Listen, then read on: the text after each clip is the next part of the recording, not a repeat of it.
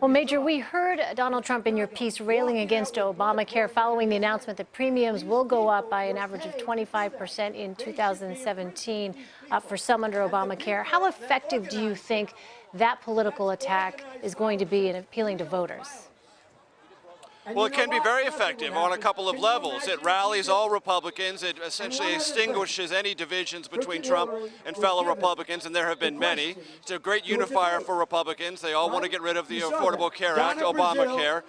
Plus, it puts Hillary Clinton on the defensive because these premium increases are real. The increases in deductible costs are real, and the reduction in coverage also real in certain cases.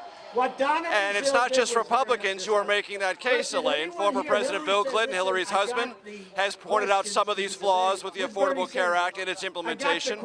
So is the Democratic governor of Minnesota, Mark Dayton.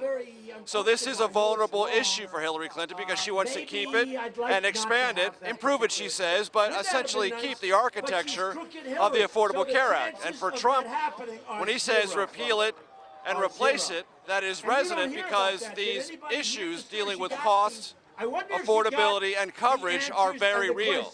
And Trump can say legitimately, I've talked about this for months. I've been warning about this. It's come to pass just like I said it would. And that not only rallies his base of supporters, but is an inclusive message for Republicans.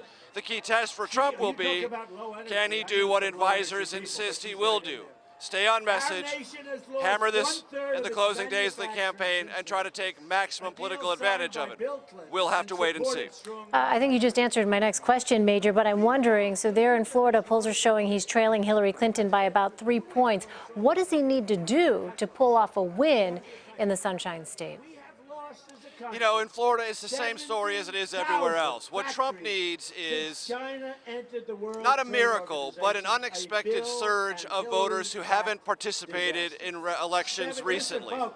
Because if you look at all the models that Republicans do and Democrats do on the known universe or the likely known universe of voters, Hillary Clinton has an advantage. But the Trump campaign has always believed, and the primaries in some instances bore this out, that there are Trump supporters who are non-traditional voters, meaning they haven't participated in a while. Some are Democrats who are crossing over, and some are independents they believe are going to break late for Trump and tell nobody until after they've cast their vote. That's all sort of theory. It is a hunch that the Trump inner circle has, and it's certainly a hunch that Donald Trump has. If that happens in Florida, Ohio, Pennsylvania, North Carolina, the close states, Trump can win those battleground states. If it doesn't happen, he won't. And what you hear and what I've heard all week in Florida is Trump and every surrogate beneath him warming up the crowd before he comes to the stage, exhorting, almost begging supporters, get to the voting booth, early vote, register, volunteer, knock on doors, work phone banks. And all that's important, but they're trying to organize it in the closing days of this campaign. A better run campaign would have it well organized by now. So all of this stuff is theoretically possible, but even those most devoted to Trump in his inner circle admit it's a steep climb, and almost everything will have to break in Trump's direction, not just here in Florida, but in every other battleground state. All right, Major Garrett in Tallahassee, Florida for us. Major, thank you. Sure.